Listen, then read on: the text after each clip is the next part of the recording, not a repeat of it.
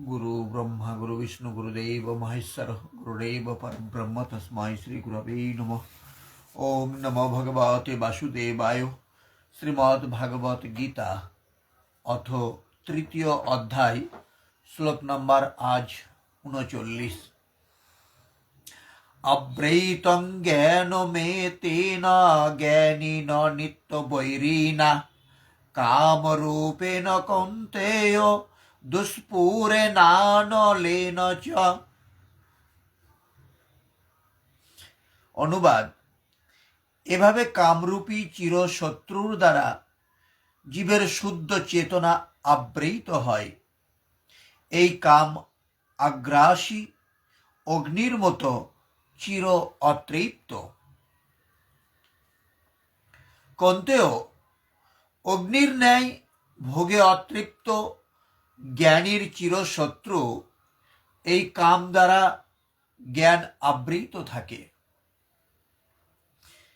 এখন শ্রীকৃষ্ণ কাম এবং ক্রোধ দুটি শত্রুর কথা বললেন। প্রস্তুত শ্লোকে তিনি কেবল একটা শত্রু কামের বিষয়ে বললেন। বস্তুত কামের মধ্যে ক্রোধের অন্তর্ভাব বিদ্যমান। কামনা পূর্ণ হলে ক্রোধ শান্ত হয়, কিন্তু কামনা শেষ হয় না। কামনা পূরণে বাধা উৎপন্ন হলেই পুনরায় ক্রোধ জেগে ওঠে। কামের অন্তরালে ক্রোধ নিহিত থাকে। এই শত্রুর উৎস কোথায়? কোথায় একে খুঁজবে? নিবাসস্থান জানা থাকলে এর সমূল বিনাশের সুবিধা হবে।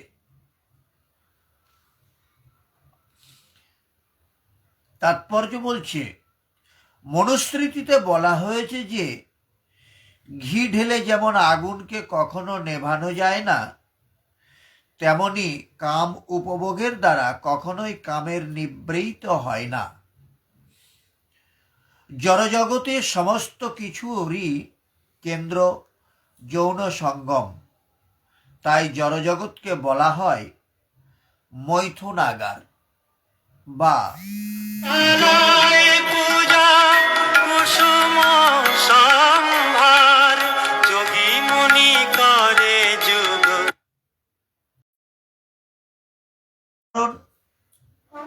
কারাগারে অপরাধীদের খাঁচার মধ্যে আবদ্ধ করে রাখা হয়, তেমনি ভগবানের আইন অমান্যকারীরাও যৌন জীবনের শৃঙ্খলে আবদ্ধ হয়।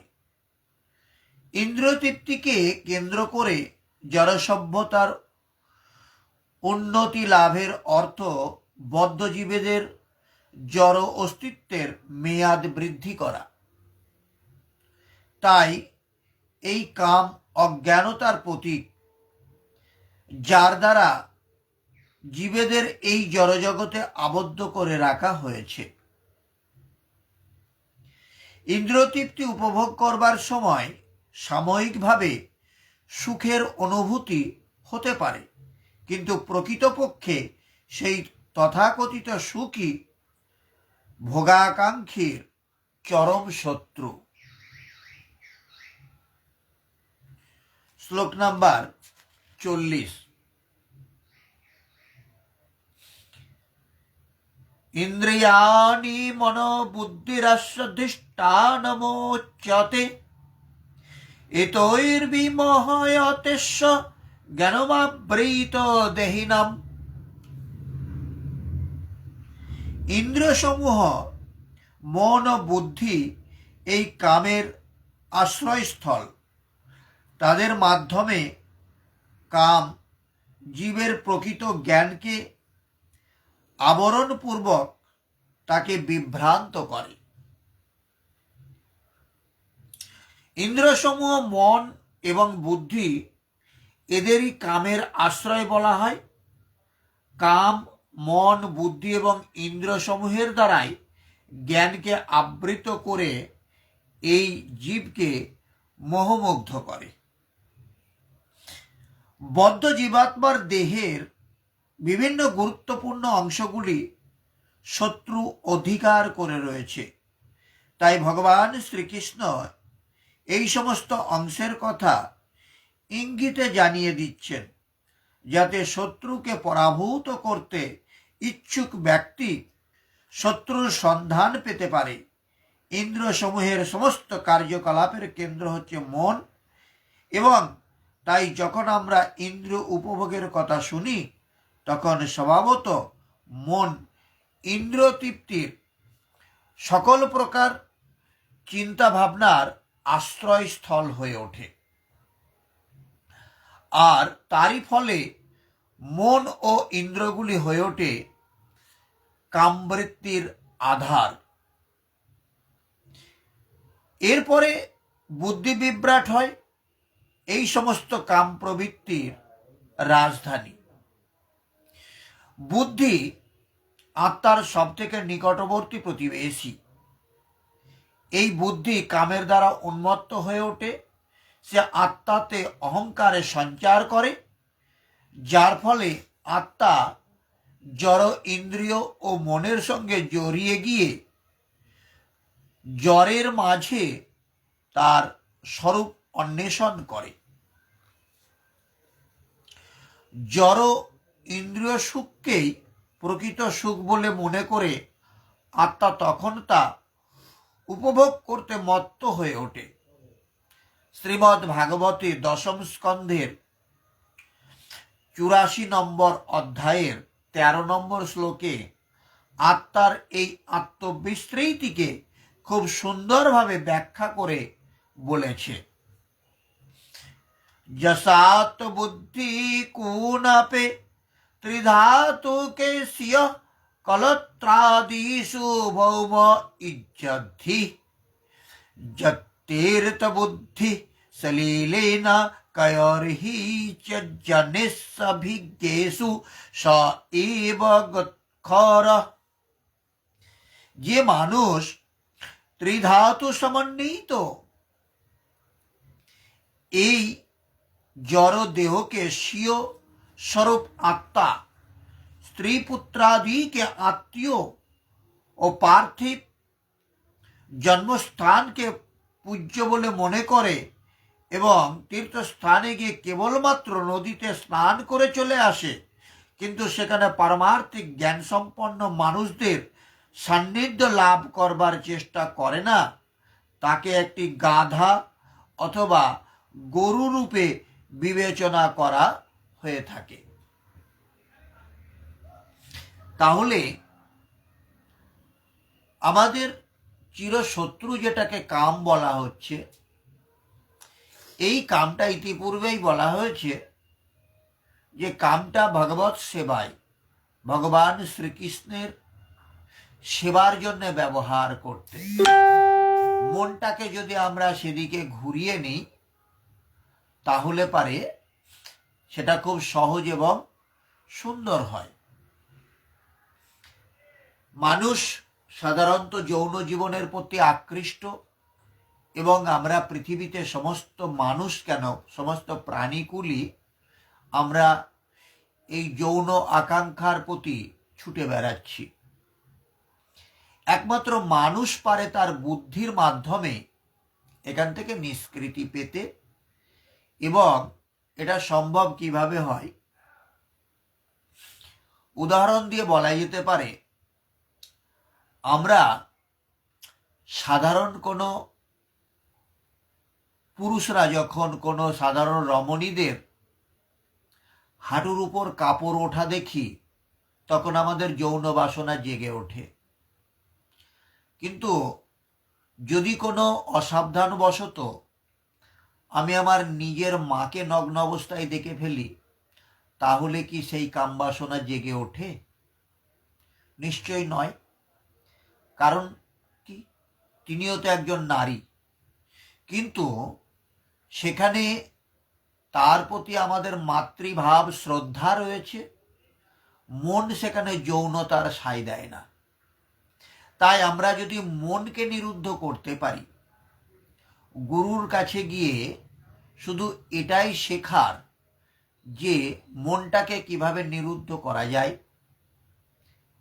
যে এই যৌন আকাঙ্ক্ষাটা কৃষ্ণ ভাবনায় রূপান্তরিত করা যায়, কৃষ্ণ সেবায় নিয়োজিত করা যায়, এটার নামই তত্ত্বশিক্ষা। এবং এছাড়া আর কোনো রাস্তা নেই। 41 নম্বর শ্লোকটা পড়ব আজকে। তস্মাৎ তমিন্দ্রিয়ান্নদ্যৌ নিয়ম্য ভরতর্ষভ পাপ্নানাং প্রজহি येन জ্ঞান বিজ্ঞান নাশনম। অতএব হে ভরতশ্রেষ্ঠ, তুমি প্রথমে ইন্দ্রিয়গুলিকে নিয়ন্ত্রিত করে জ্ঞান ও বিজ্ঞান নাশক পাপের প্রধান প্রতীক রূপ এই কামকে বিনাশ করো।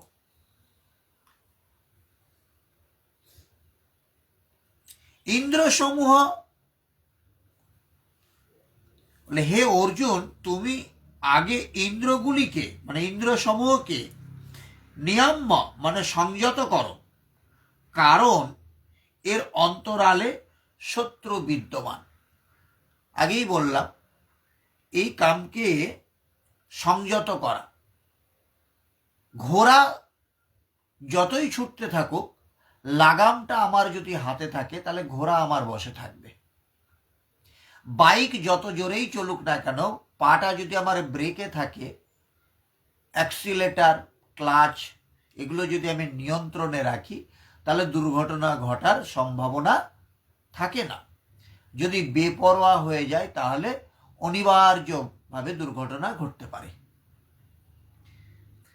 তা তোমার দেহের ভিতরে বাইরে খুঁজলে কোথাও পাবে না। তাহলে শত্রু কোথায়? না আমার দেহের মধ্যে। শত্রু বাইরের কেউ নয়।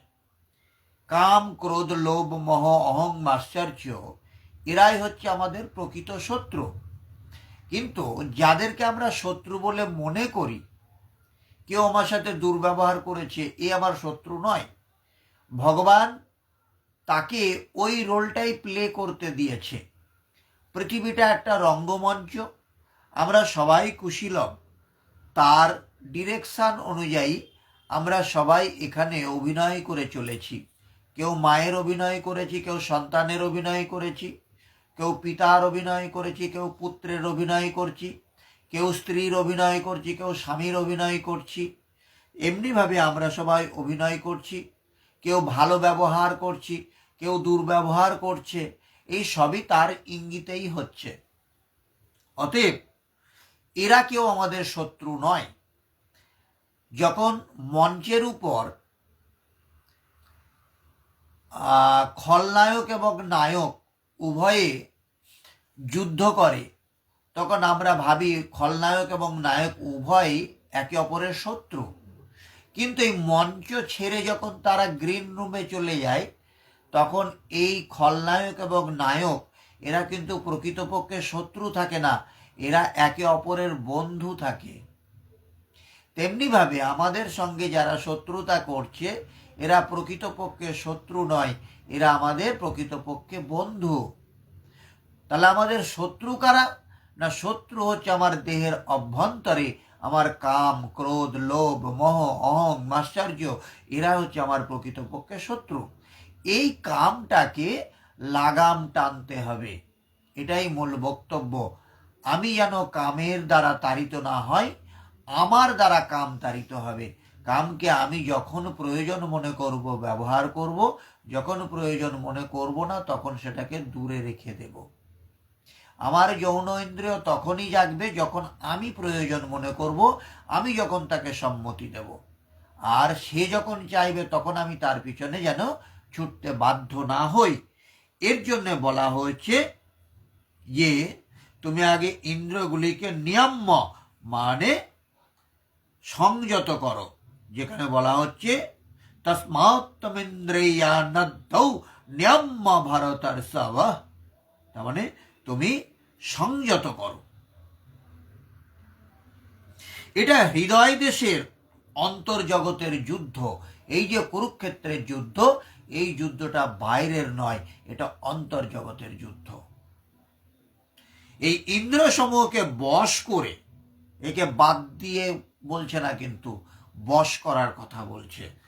কাউকে বাদ দেওয়া, কাউকে মেরে ফেলা আর বশ করা, এই দুটোর মধ্যে কিন্তু অনেক ফারাক রয়েছে।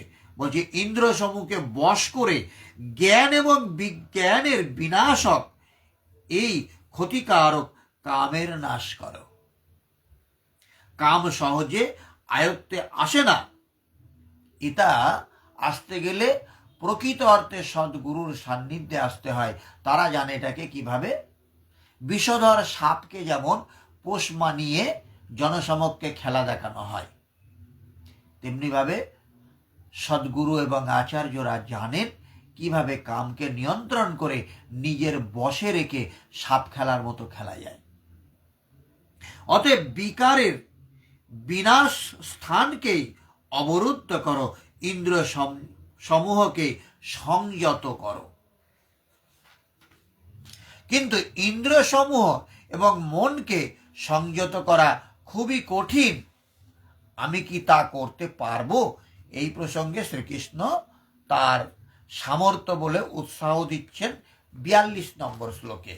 তার আগে আমরা 41 নম্বর শ্লোকের তাৎপর্যটাকে একটু বুঝে নিতে চেষ্টা করব।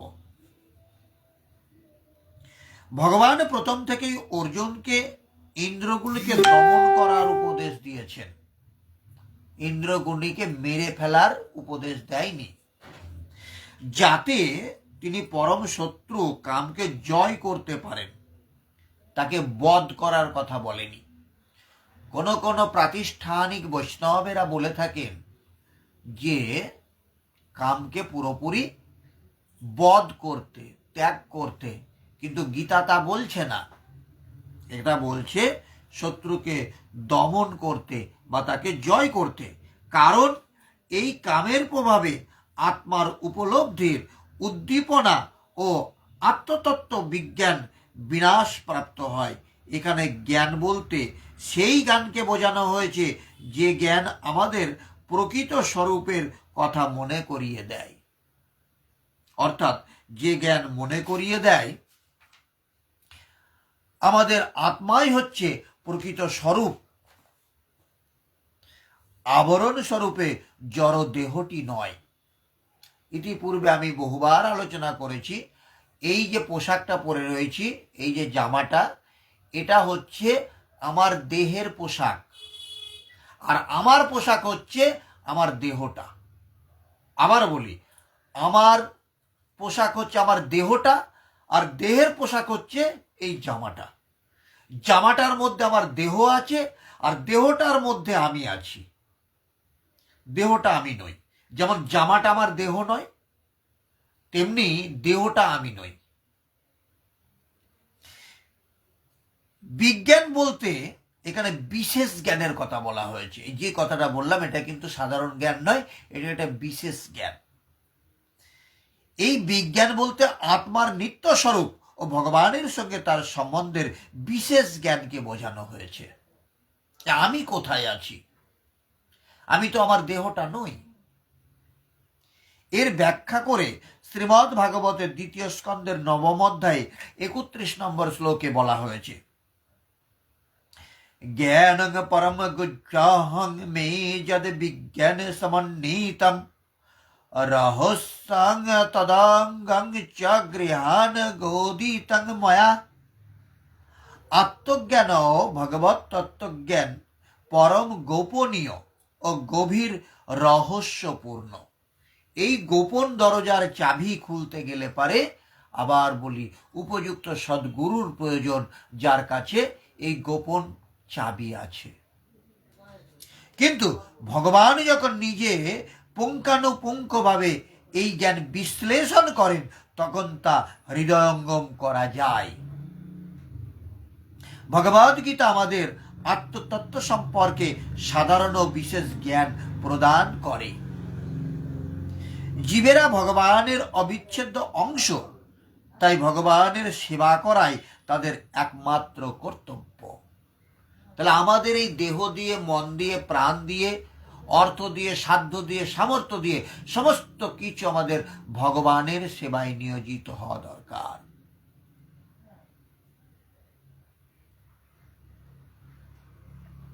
এই চেতনাকে বলা হয় কৃষ্ণ ভাবনামৃত। তাই জীবনের শুরু থেকেই আমাদের উচিত কৃষ্ণ ভাবনায় শিক্ষা লাভ করা, যাতে আমরা সম্পূর্ণভাবে কৃষ্ণ চেতনাময় হয়ে যথার্থ আচরণ করতে পারি।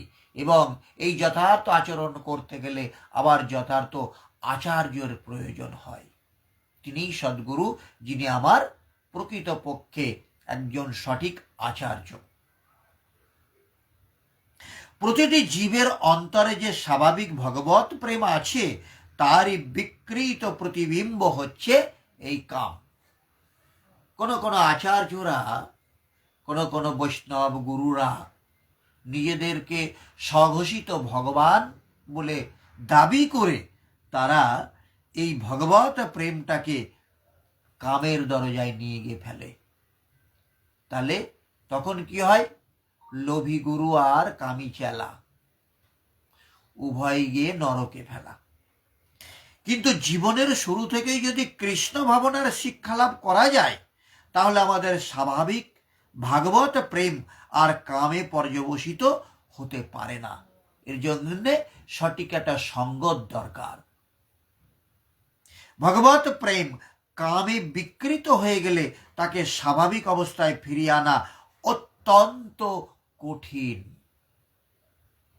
তাহলে কৃষ্ণ ভাবনা এমনই শক্তিশালী যে এমনকি বিলম্ব হওয়া সত্ত্বেও যদি কেউ গভীর নিষ্ঠার সঙ্গে ভগবত ভক্তির বিধিনিষেধগুলি অনুশীলন করে, সে কৃষ্ণ প্রেম লাভ করতে পারে। তাহলে এটা সম্ভব।